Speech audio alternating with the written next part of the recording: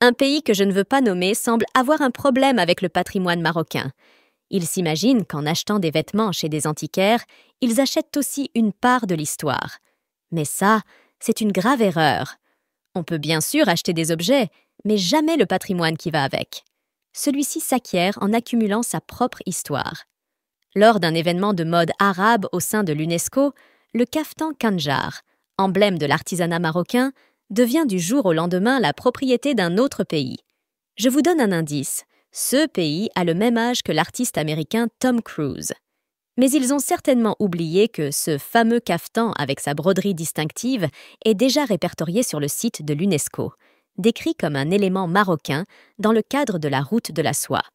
Regardez juste là, regardez, regardez, regardez. C'est pas parce que vous portez un Gucci que vous êtes propriétaire de la marque, alors on se calme, ça va 2 minutes. Et j'aimerais bien ajouter que cette broderie distinctive, typique du nord du Maroc, a déjà été abordée dans des ouvrages anciens, mais aussi de célèbres peintures. On peut citer le livre de Luis del Mármol Carvajal, publié en 1573, qui parle de cette tenue et sa broderie.